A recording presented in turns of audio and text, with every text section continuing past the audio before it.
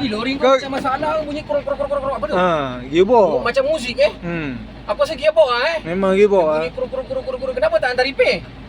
Yelah nak repair tu ambil masa. Yang mana ni satu dia? Ya.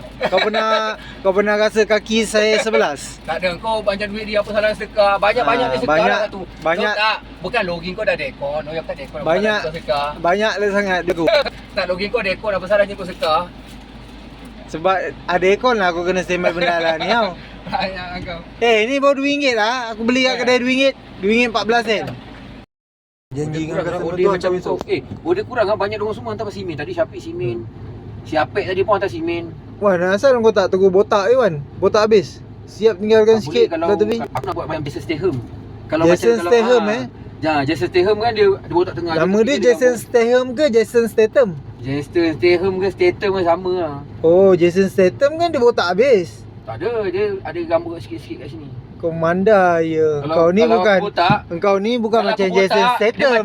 Macam tak ada, engkau ni bukan macam Jason Statham. Kau ni macam kau pernah tengok yang dorang budak-budak main game Jutaria tu.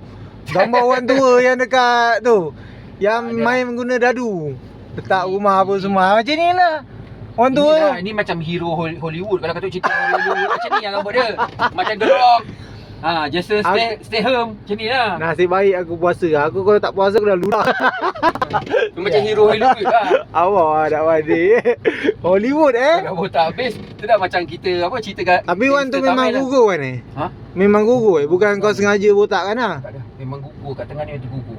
Tapi kau tengok Wan, ni lah orang kata ciri-ciri orang apa dia orang dia dekat atas orang kaya.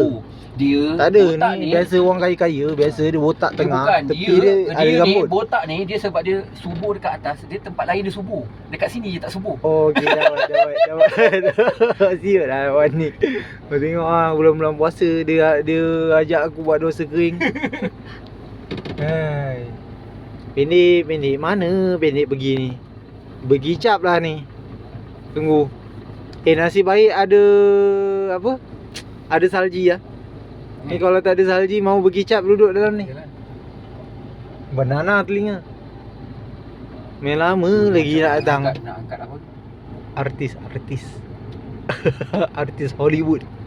Dapat. Dia suka standby sarung tangan ni.